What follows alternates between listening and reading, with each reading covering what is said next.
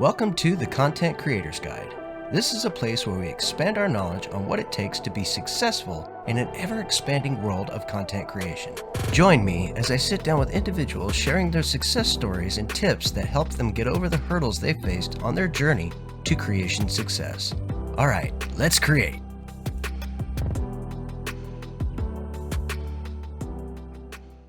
Ladies and gentlemen, welcome to the Content Creator's Guide. I will be your host, Patrick Conway, also known in other circles as Jaxus. Today we'll be talking to the co-creator and host of Resident Evil's Lorecast. Did I say that right? Resident Evil Lorecast. I think it sounded too weird for me, so I'm going to have to do it again. All right. That is well over 70,000 downloads. He's also the host of the Legend of Zelda Lorecast, blowing past 20,000 downloads and projected to do big things. And last I heard, former host of the legendary Dungeons & Dragons Lorecast, which is well over 100,000 downloads, and that's being held down by our buddy Sergio Hernandez.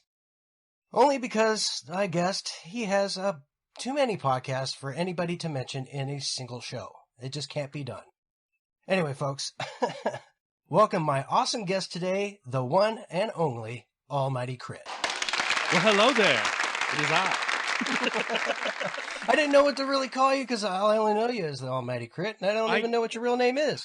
I go by so many. So my real name is Aaron. Aaron, okay. In all of our talk shows, I go by Aaron, but on all of our tabletop-oriented games, it's the Almighty Crit. Okay, so Aaron Foster. All right. My brain shut down as soon as I did that. Anyway, folks, we're having a good time here. We are. All right, so you comfortable? You okay? I don't know. This seat you put me in is pretty hot. It's pretty hot and rocky. All right, so I like to start the show off just go right into things. So I'm going to ask you first, what was your inspiration in getting into content creation? So that is actually an interesting story. It started off we're here. Yeah. It started off when I got out of the military. I felt like I had a life of purpose. And when I got out, my whole job in the military was to help people, save the day, change lives, make positive impacts. I volunteered countless of hours to community service events. I mean, you name it, I did it. And when I got out, there was nothing. It was go to a 9-to-5, live your life, try to be normal again. And I don't do normal. So yeah, normal sucks. Yeah, exactly. So we got together. I would get together with my friends and we would play tabletop games. And we would have so many funny stories and great adventures and just great moments. And I thought to myself, you know what? Everybody else is doing it. Why not? How do I share this? How do I share this? Exactly. Yeah. Which came to the rabbit hole of diving down the podcast regime. And then when we got it started and I saw how many people it positively impacted, I said I wanted to do more. I want to be able to positively impact as many people as I can worldwide. And that's where I'm at right now. I'm in the same mindset. All I want to do is I want to share the knowledge that I've gained throughout the years. And at the same time, I want to have fun doing it. Mm-hmm. Why not? Exactly. Why you got to take this stuff too seriously, Yeah, it's not. But that's the whole drive behind all of these podcasts now. And it's not just me. I've got a team of people behind me, and many people on that team are now starting their own podcasts so they can do the same thing. Bring positive impacts to people's day. You do nothing alone. Nobody succeeds alone, no matter how much they try. Exactly. But yeah, I mean, that's the whole drive. That's why I am the way I am and I do what I do. It's because I want to put a smile on as many faces as I can throughout my lifetime. I want to bring a happy moment. That's all. Spread the love, man. Spread the love. Exactly. Gotcha. So, what was your hardest hurdle getting started? What was the biggest hurdle you had, and how did you get around that hurdle? So, this is going to be a two-parter for me. Mm-hmm. Because I'm going to give a little advice. That's what this show's about. We're trying to help out. Mm-hmm. So the biggest hurdle for me was figuring out where to start. I mean, I did a solid year of research on podcasting, what platforms to use, how to use them, what audio equipment to get into, computers, tech, how to edit. I did a solid years of research, studying everything. And you know what I got out of that year? Diddly. Turn it on and go. Turn it on and go. Diddly. I still didn't know where to start. I had all the information. I had all the puzzle pieces, but I didn't know where to start. It wasn't until I came up with the idea of why not start with a network? Because networks really do create an easy flow to start a podcast. They give you a benchmark, something to start on. Exactly. It's a foundation. Yeah, exactly. You're feeding off of, as bad as it sounds, you're feeding off of other podcast success. You're not starting from the ground and having to wait to be discovered by somebody. What does our mentor Tom say? Rising tides. Exactly. Lifts all ships. Yes. Yeah. So when I went on the search, I wanted to make sure 3 goals I have in mind whenever I work with somebody is, number 1, are our interests aligned? Right. Number 2, are you going to be someone who's going to help me be successful or feed off of my success? Are you here to work? Exactly. Or watch? Exactly. Yeah. And the third and most important to me is, do you have integrity in what you do? Because if you don't have integrity, what's going to happen at the end of this? What if I do become successful? How is this going to work out for me? And through my searching, I ended up finding Robots Radio Network. And what a fantastic find it was. Absolutely. I love that guy. Oh, Tom is amazing. Yeah. And I love the community. The community has yeah. been nothing but gracious to me. They've helped me in so many ways, and well, you're part of that community. So I love you too, man. I love you. But I mean, I think that was the greatest hurdle, was getting started. You can do hours and hours and hours of research, a solid year of research, and I still didn't know where to get started. It's because there's so much information at the tip of your fingers with the internet now that it actually can become overbearing. Well, you're drowning in information. There's no, you start here. You need somebody with that experience to go, no, man, you got a microphone that works? Like literally, it's on, right? Okay. So you have a camera. If you want to do that element of it, if you're just doing sound, all you need is a microphone. Okay. And you can record because you have this program or that program. Oh, you don't know what program? Oh, well, here, let me show you. And then boom, turn it on and go. Every time you start a podcast, what I found is, and people who want to start podcasts, I should say, that have little to no experience in this kind of world, they need someone to usher them in. They need someone to hold the doors and show them the way. And that is exactly what I found in the Robots Radio Network and with Tom. And to think that for this super tiny minimalistic fee, I have at my fingertips a fine gentleman and mind that just has created this network, this awesome web of highly successful shows, and continues to go and do He literally hands us all the tools and just goes, all you got to do is figure out what you want to do. Oh, yeah. Oh, yeah. And it's pennies on the dollar for what he charges. For Absolutely. what he has, it's pennies on the dollar. And that was the biggest hurdle for me, is figuring out where to start. He covers your hosting costs, which is pretty much most of what he is asking you for. Exactly. He gets a small residual amount out of that. It's not really that much money he's making off of us. No. And I wouldn't be surprised if he's not making any. He's making money. It's just not that. It comes from other things. But I mean, yeah, that's the biggest hurdle, is where to start. And I got lucky, and I just got lucky when I found Robots Radio. That's all there is to it. I just got lucky. Yeah, I agree with you. I couldn't argue. I'm in the same boat, man. So yeah, it was the greatest thing that possibly could have happened. I I did radio for many years before. This is 20 plus years ago, and everything was very, very different than it is now. It is actually a lot easier than it used to be, and just finding that network. And then within, I don't know, moments, I was on a show and I was learning right away. And then all of a sudden I ended up being the editor of the show just because of my rudimentary knowledge of that. And I'm like, oh, I'll just check out this, program, and boom, out of nowhere, I was in it. Same thing. Speaking of that kind of stuff, what have you found works best for your type of show in regards to mic and sound quality? So, as we've discussed off the show, right? I have found that the best mic to use, hands down, for podcasting is the Shure. You're gonna kill me because I can't remember the exact name of it. I think it's MV7. I was saying MV7.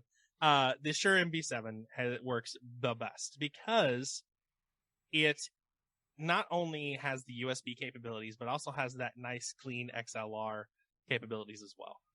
And for what you're paying for, I think it's like at most $280, and that's if you want to get a custom, cool, all gold, or whatever color you want. Yeah, I found him as cheap as $170 or something like that. Yeah. So. And it's not just me saying it. I mean, this, through my extensive amount of research, this is what I found to be the cheapest, best, and most marketed podcast across highly professional podcasters. And even those who don't use this, use the XLR version of this. So, and there's so many others that are like using the Yeti, and I'm like, it's just not the same. It isn't. It really isn't. Because this mic is specifically built to bring out the dynamics in your voice, it's built to be able to sound cancel a lot of what's going on around you. It's just built to flow for what we need for podcasting, hands down. And the Yeti's a fantastic mic if you want to do like streaming or group. You're in a sound studio and you want to do a group chat kind of deal. It's got its purposes, but for individual podcasting, or even in large group podcasting where you want that single voice, these hit it hard. Well, it's like, so for instance, the mic I use right now, because I haven't purchased myself a Shure mic yet, is I've got a Blue Snowball. Okay, well, it picks up the residual sounds around me, and obviously my listeners don't hear it because I edit that sound out, but you can hear it because you're sitting in the room with me right now. Or, well, not in the room with me, but you get what I'm saying. My Zoom room. My Zoom room. Yeah, I like that. That sounds kind of neat. Yeah. Welcome to the Zoom room. But a lot of people have actually asked me, okay, I got the mic. I've got 12 of these. What do I do now? Because now I can't run 12 mics into a USB and then into my computer. How do I fix this? Well, what you're going to want is a soundboard. And I cannot recommend enough the L12 Zoom soundboard. Because you can plug up to, I believe it's 12 microphones in. And I believe it's 8 pairs of headphones. And you can adjust your gain and everything directly from that soundboard. Does it also have keys on it for, putting in like sound bits and stuff inside of it? Yes. Awesome. Exactly it. That's exactly what I was about to say. Yeah. You can program it to put your own sound clips and, bits and bobs in it. And it can actually record directly from the board. If you insert a USD or, SID cards or some sort of memory device into it, it can actually record directly from the board. So you don't even have to travel with your computer. You can just be like, all right, we're going to record this all straight here, and then I'll edit it later when we get on the computer. Oh, that is so nice. I was thinking of trying to find something, because I was thinking, so they've got, I keep saying thinking. Anyway, July 8th, they have a thing for Fallout New Vegas. And it's actually here at Good Springs, Nevada. And I was going to go up there, and mind you, they may not know that yet, but I was going to bring my microphone and my camera with me. And possibly drop in on the owner of the business and say, hey, how would you like to do an interview? There's nothing wrong with that. It might work out, might not. And then I can go, hey, if you want, I can stream this whole thing live. Yeah. Gleam. Bat your eyes to say yes. Yeah, right? It may work out, but either way, I'm taking my family up there. We're going to mess around, watch a bunch of people dressed up in Fallout stuff. It should be pretty good. I wish I lived closer because it would be super fun to see that. And it would be super fun to bring out my NCR Ranger armor that I have hiding somewhere in this house. Yeah, I was gonna buy me a setup for like $89, and it was like the helmet and everything with it. I'm like, oh wow. I'm like, yeah, I'm game. I built mine by hand, I want to say 10 years ago, and it cost me right around $45 to do. Cool. I don't think it would. Yeah, buy a duster. Most of the cost was probably the duster, right? Actually, no. Most of the cost was the PVC and foam I needed. Oh, for the helmet. I just used a Halloween duster, like you can get from a Halloween store. I had a discount store down the road. It was like $5 for a discount duster. Okay, so we're gonna jump into the next thing here. What do you recommend for editing your show? I again am a spoiled little child, and no, there's tons of audio programs. We started off originally on Audacity, which is what I use. And it's not bad. It's not a bad program, but with our specific show, since we do TTRPGs, in addition to the talk shows that we do, it gets complicated to add in sound effects with Audacity. So I was looking for a program that would simplify everything and allow me to really get into the feel of things. What I found was none other than Audition. Yeah. Audition. It is one of the most seamless editing kind of programs that I've used since I started podcasting, because I've gone through 4 different ones. And I'm not even going to talk about the other 3, because the minute I opened them up, I went, nope, and just closed it down, deleted it. It was a nope. The tools were not, you couldn't find them. Half the time it didn't have the tool you wanted, or you had to download this pay an extra $20 to get this other tool pack, and it was a nightmare. Right. For $30 a month, I get Audacity.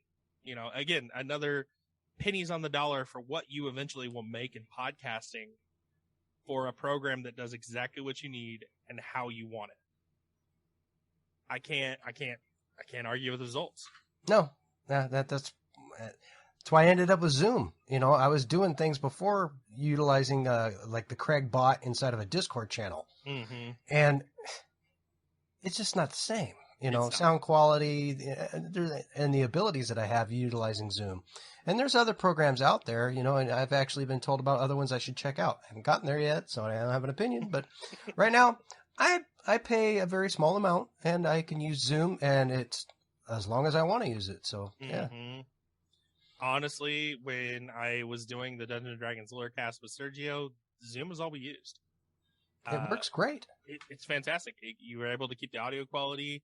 The calls drop very rarely. I mean, back when Zoom first came out, it was a little but they worked on it, and it's really good for podcasting and recording from long distances. Yeah, I totally agree on that one.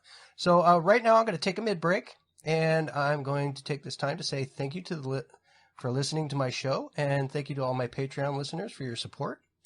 If you have not yet and would like to, please follow, like, subscribe, write a review, all that fun stuff for my show.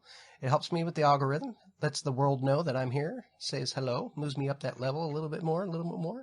You can also send me an email with your comments and questions at ccreatorsguide@gmail.com. And you can also follow me on Twitter at ccreatorsguide. I'm your host, Maverick Stone. It's me, Gingerino42. I'm Romer. Hey, this is Sassy Lady. And I'm Jaxus. And we are the Fallout Roundtable. Join us as we explore various topics from the Fallout universe brought from multiple perspectives. We can be found on your favorite podcatchers from Spotify to iTunes, or follow us on Twitter at FalloutRTB, or our email falloutrtb@gmail.com. Be sure to rate, follow, and subscribe. Thank you. Welcome back. I am going to be playing you guys a clip. It's just going to be a small little quick clip. What was the show for that one? So this one is from our D&D live play, Fumbling 4 and the Almighty Crit. and this is actually going to be me playing one of the NPCs. And when you get done running the clip, I'll give you a little bit of backstory on it, because it is a very short clip. Right. Let me see here. All right, folks, we're going to go ahead and crank this up a little bit. Thank you for riding with Charlie Transportation on the Charlie Express. Please never come back. Get the fuck off. Okay, bye!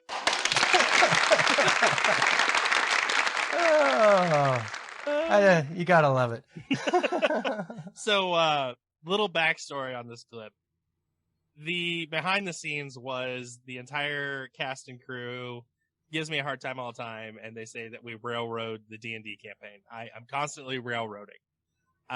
It's not true. They don't really think that, but because they were giving me a hard time that day, I decided to actually genuinely railroad them. So in this episode, a magical cat named Charlie, Transmutation, summons a magical train and forces them to ride the train to their next campaign destination. So I legitimately railroaded them as a DM. How you like me now? I like that.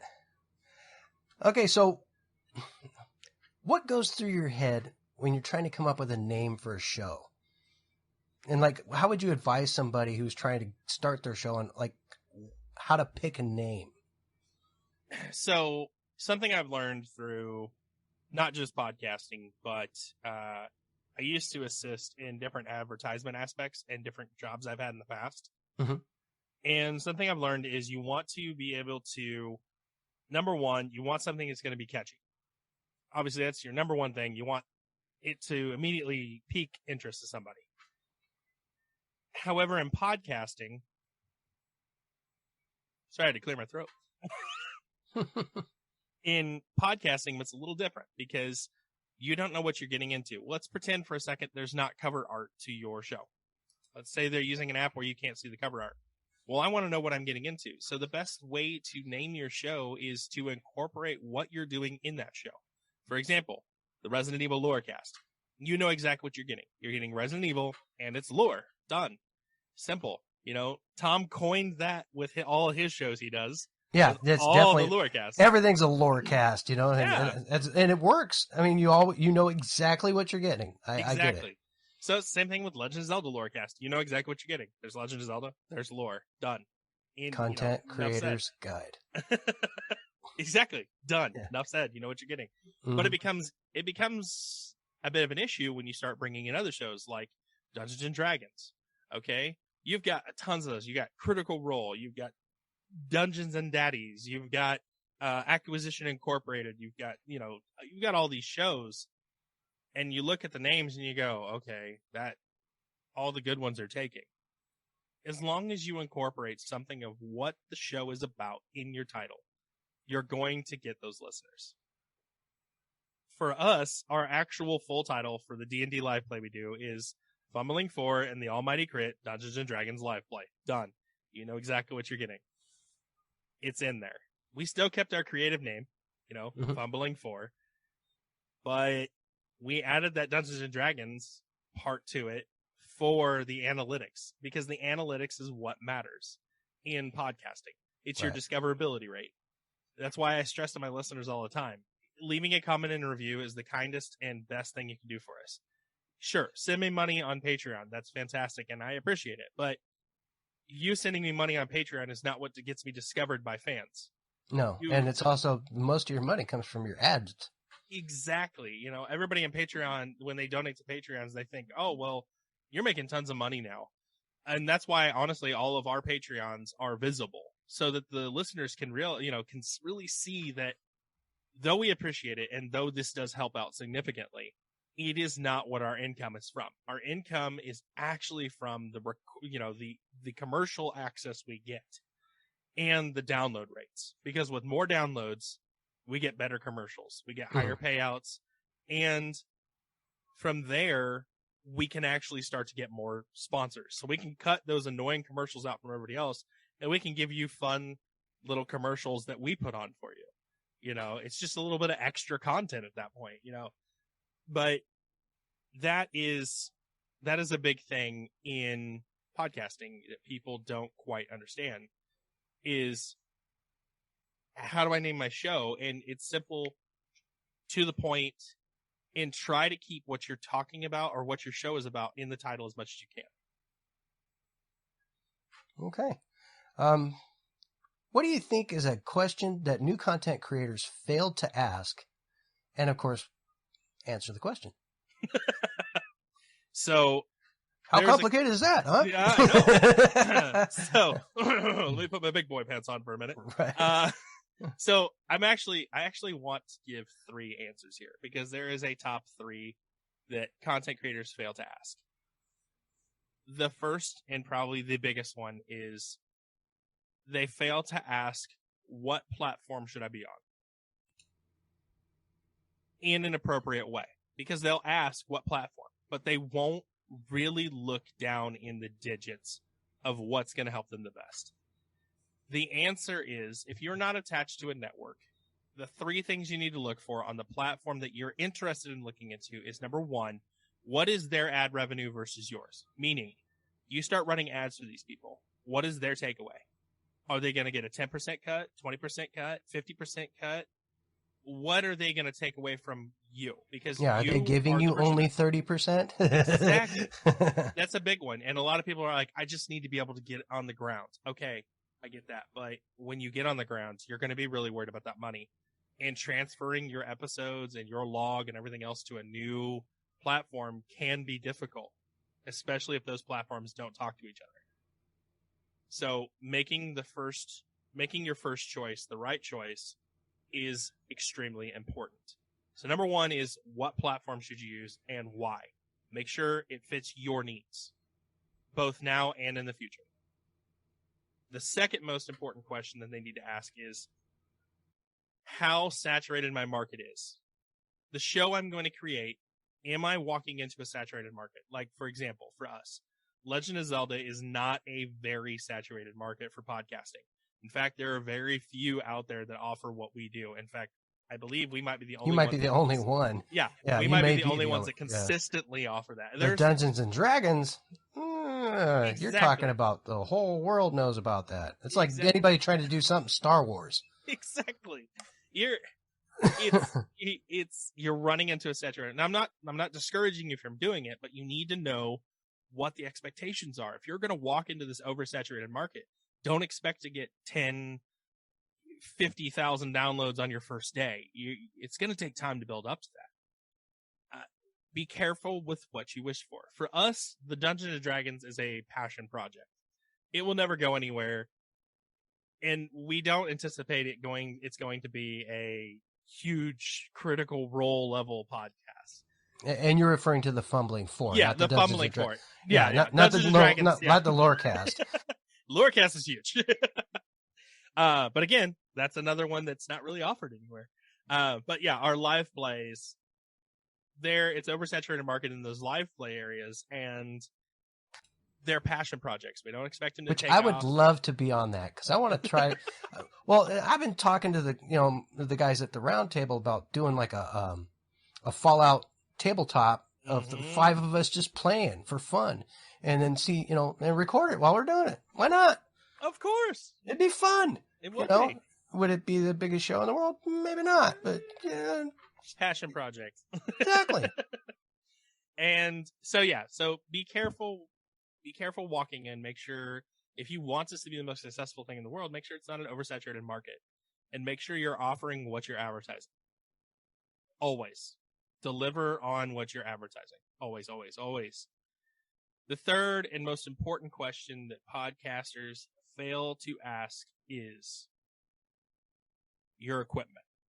You fail to ask a lot of the times about all the equipment, because what we think about when we first start podcasting is, what mic and headphones do I need? What editing software do I need? Those are the 3 things that you immediately think about. You don't think about, well, when I get to 100 episodes that I've created, where's all that data going to go? Because obviously I'm going to want to keep a backlog of that, because if something happens or I have to move networks or Yeah, whatever. you're not going to do it be. on a 20 gig hard drive, homeboy. Exactly. Nobody thinks, like me personally, this is the first time in history I've had dual monitor systems set up. I did not think I'd need it. But, oh, you need it. Oh my gosh, you need it. Because you're trying to edit something here, and you're trying to look things here, and then you're trying to talk to your fans while you're editing, and just get 2 screens. Be done with it. At least 2 screens. At least, yes. I've got another buddy on another podcast, and he's got like 5 screens going on. Yeah, that might be a little bit much for me to even keep track of. I could see me like my head's tilted up. I'm like, yeah, okay, how you doing there? The customer's going, what is going on? But yeah, I mean, think about your needs outside of your audio equipment and your editing software. Think about those needs and think about longevity, because you're going to be spending a lot of money. I mean, I will openly say we've dropped about $11,000 on our equipment and in our studio. And you can tell with the quality of the shows we render, you can tell we've dropped a lot of money into these things. But I knew what we were getting into. We all did. And we wanted to make sure we had the best of the best equipment for longevity's sake. You know, the PC we operate on is going to last us for years to come. The microphones we have potentially could last us our entire podcasting career. Very likely, actually. Oh yeah. The 7MV. Oh yeah. MV7, whatever. Mm-hmm. Yeah, that microphone, I've done a lot of research on that microphone itself, and I've compared it to, a lot of other microphones that people use for voice acting and things like that, and I always come right back to it. It's the best bang for your buck, without a doubt. I'm in total agreement. Yes, the almighty Crit has got another one. Sunk it. I mean, so sure, you guys might want to actually, I don't know, give him some residuals, because he's gotten like 10 of us now. Just saying. Come on, I'm just hooking him. Yeah. But, I mean, yeah, think about longevity of the product you're purchasing. Make sure that it's going to last you for at least a good chunk of the time you're podcasting. Because the last thing you want to do is you got all your episodes, you've created 100 episodes, and you're having to delete them as you go because you don't have the hard drive space. And then that one day when one of your fans reaches out to see you and says, oh my gosh, episode 26 is so messed up, I can't even listen to it. You're like, episode 26? I did that so long ago. You go back to try to fix it, and you realize you have to upload the whole file again, and it's gone. That is a podcaster's worst nightmare. Don't do it to yourself. Get yourself some external hard drives. I've got mine rocking right here on top of the PC. I've got another 3 in a desk over here. Get yourself some externals. Get a good PC with a good processor. Get yourself set up. A lot of people think I can just flip a laptop open and go, and we did. We started on a laptop, and in about 2 months' time, I realized we did not have the data, the space, or the RAM to process all of this information, and we had to go to a PC. A laptop is a good transition, but it's not the fix-all. I call it a toy.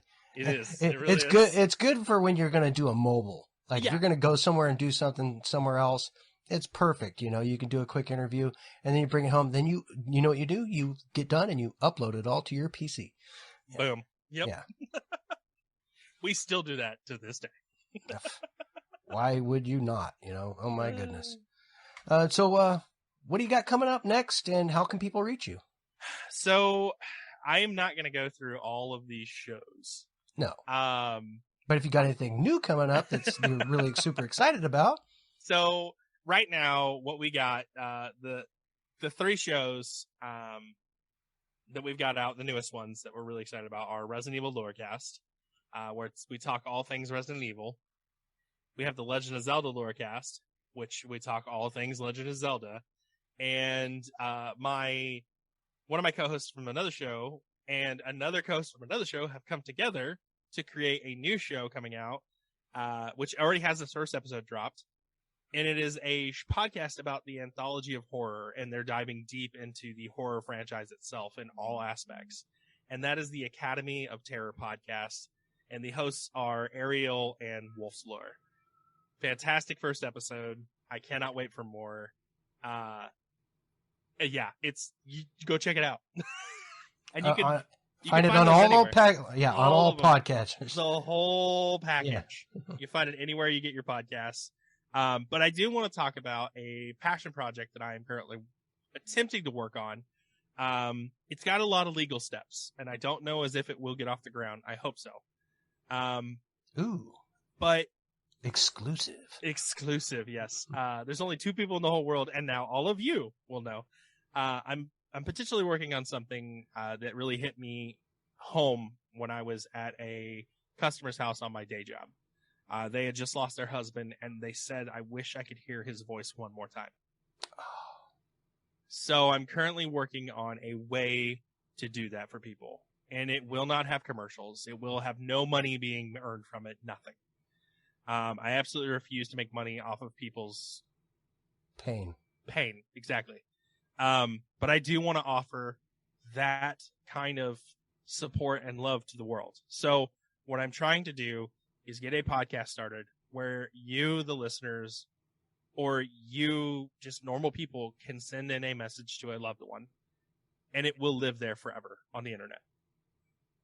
And if anything were to ever happen, or, God forbid, or terrible things, you can never hear that person's voice again. You can always tune in here and hear that lovely little message. That is incredible. So it's a passion project. It's got a lot of legal hoops to jump through because obviously you're dealing with people's words. Yeah, you got people's words, you got messages, you got personal things. It's a lot of legal holes to jump through. I'm talking with lawyers right now and figuring out what we can do. But if we can get it done, I really, truly believe this will be a game changer for the podcast world. I mean, 5-second messages, it could change lives. I mean, yeah. This could be a podcast where people need to listen to. It could save lives. Yeah. I'm excited about it. This is a true passion project for me, and I can't wait. That sounds really awesome to me. Yeah. It's like people could just put messages in there for people that they don't even know, actually. Mm-hmm. They could put a message in there of hope. Oh, yeah. You know what I mean? Just like you got that person that's sitting in an alleyway somewhere with a needle hanging out of their arm and they need somebody to say something to them. And they tune into your podcast, and that individual that's gone through the same things that they went through, the same trials and tribulations, and found their way out, had something to say, and you were there at that moment to hear it. Mm-hmm. I think it should definitely change a life. I could see that. Yeah. Oh, yeah. So how can people reach you? So everybody who wants to reach us can reach us always on the Robots Radio Discord. I'm sure you have that link in your show notes. But we're there. We're hanging out in all kinds of chat rooms. Normally, we're really, really active in the Resident Evil Lorecast, the Legend of Zelda Lorecast, and the Fumbling 4 podcast areas. But yeah, you can go reach us there, talk to us, hang out with us. You can definitely hit us up on the Twitters for the Resident Evil Lorecast, which is at ReLure. You can also hit us up on Legend of Zelda Twitter, which is the at LOZ Lure. And you can hit us at the Fumbling 4 Twitter, which is the at 4_crit. And you can reach out to us there, hang out with us, talk with us. I love hearing from fans. I love talking. I do too, clearly. Listen to this. All right, so my final question for you today. What key takeaway would you like the listeners to get from your time here today? The one key thing I really hope that listeners take away from this, especially the people looking to pursue podcasting, is you need to have passion in anything you do, or it's not worth doing. Yep, do the work. You have to have that drive, because if you do not have the passion to drive yourself through this, you will not make it. You will not go far, because it takes dedication, it takes commitment, and it takes that passion. All right. Pretty cut and dry and to the point. I like that. Yeah. All right, folks, that's going to do it for us today. I hope you enjoyed the show. Be sure to check out my guest's work and keep creating. Bye-bye. This podcast is part of the Robots Radio Rocket Club, a program designed to help all podcasts reach their full potential. For information about joining the Robots Radio Rocket Club, check out robotsradio.net.